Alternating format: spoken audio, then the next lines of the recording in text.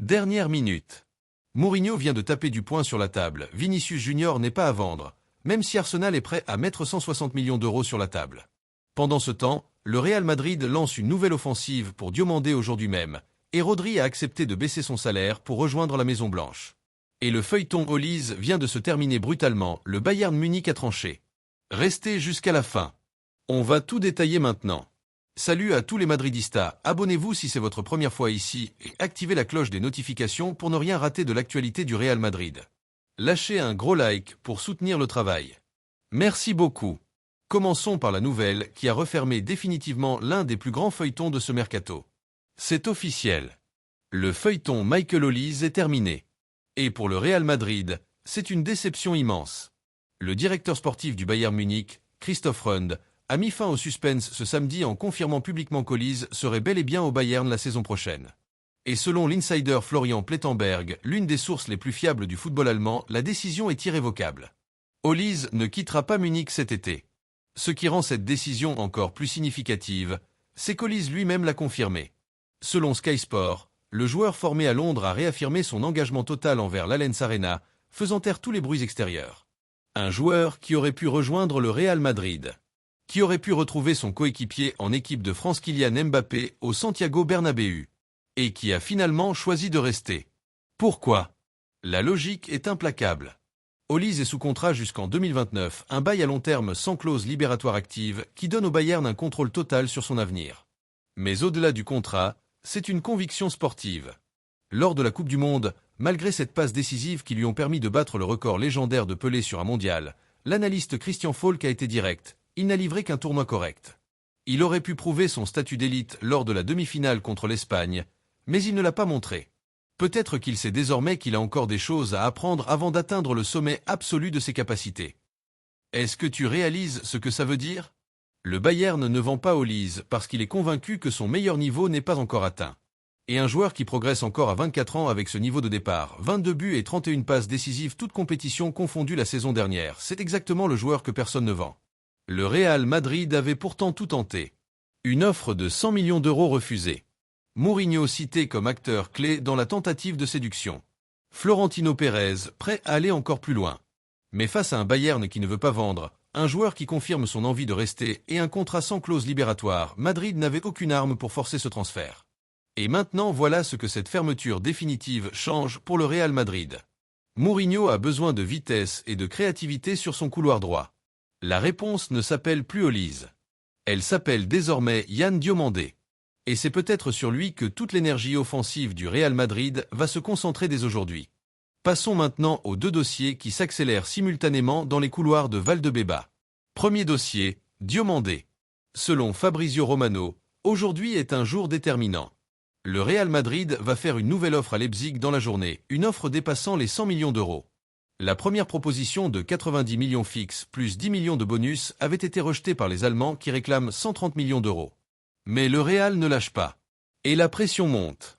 Parce que derrière ce dossier, il y a quelque chose que tout le monde commence à comprendre. Avec Olise définitivement fermé, le Real Madrid a besoin d'une réponse rapide et concrète sur le couloir droit. Diomandé est cette réponse. 19 ans. Ivoirien. Révélé au monde entier lors de la Coupe du Monde 2026. 13 buts, 9 passes décisives en 34 matchs la saison dernière avec Leipzig. Explosif, imprévisible, capable de rentrer dans l'axe depuis le flanc droit, exactement ce que Mourinho réclame depuis son arrivée. Et selon le journal du Real, le Real Madrid imagine déjà l'impact de son arrivée sur le secteur offensif, un effet domino qui pourrait redonner de la profondeur et de l'imprévisibilité à toute l'attaque madrilène.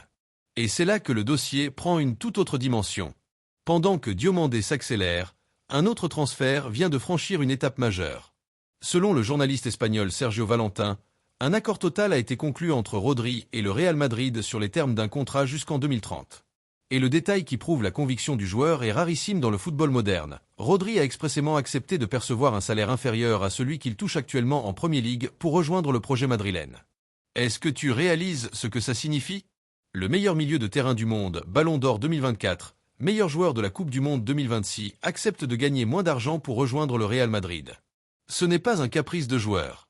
C'est une obsession de toujours. Mais le dernier obstacle reste Manchester City. Les Citizens estiment la valeur de Rodri à 80 millions d'euros. Le Real Madrid veut payer 60 millions. 20 millions d'euros séparent les deux clubs. Et les discussions entre les deux institutions n'ont pas encore officiellement débuté. Le Real Madrid doit convaincre City de laisser partir son métronome un an avant la fin de son contrat pour un prix raisonnable. La bataille institutionnelle ne fait que commencer. Avant de passer au dossier le plus brûlant de cette vidéo, je veux voir combien d'entre vous sont encore là. Lâchez un énorme pouce bleu sur cette vidéo maintenant. Je compte sur vous. On enchaîne avec celui qui fait trembler tout le football européen ce matin.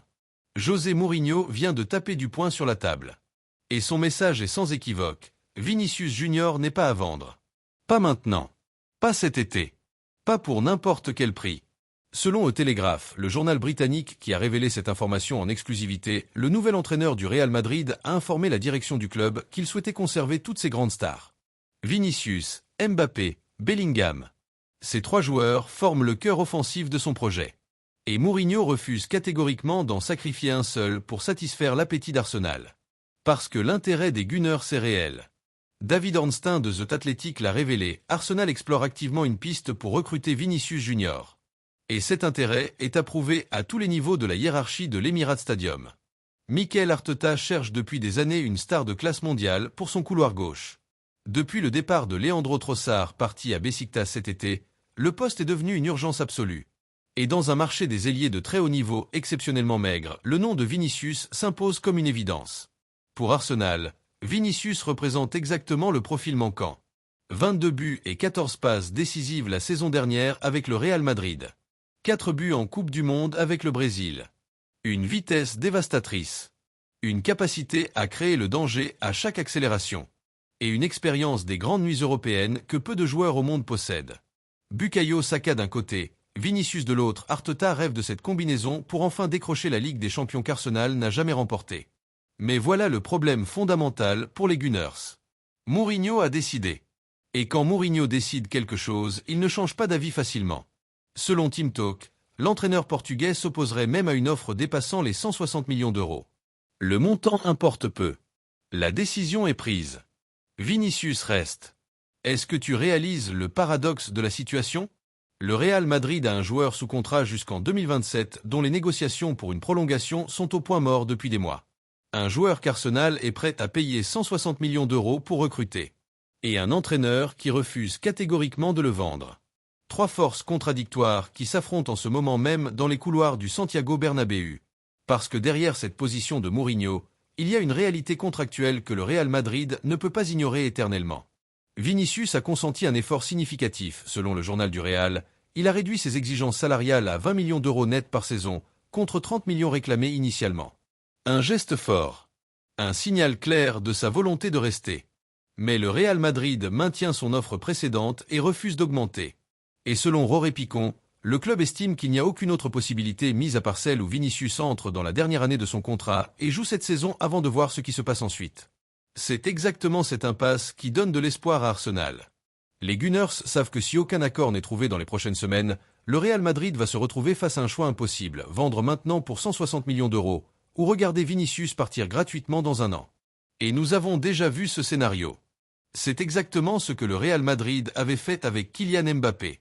Pendant des années, le PSG avait cru tenir sa star.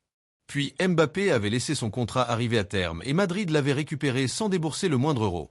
Aujourd'hui, Arsenal espère reproduire ce même scénario. Et le Real Madrid se retrouve dans la position du PSG. Mais il y a un élément supplémentaire que personne ne mentionne vraiment. La relation entre Vinicius et Mourinho repart sur des bases compliquées. Standard Sport révèle que l'état de leur relation est flou. Et pour cause, lors de son passage à Benfica, Mourinho avait pris la défense de Gianluca Prestiani quand ce dernier avait été accusé d'insultes racistes envers Vinicius. Une prise de position qui n'était pas passée inaperçue. Et qui pourrait peser sur la décision finale du Brésilien concernant son avenir au club. Et maintenant voilà où tout peut basculer.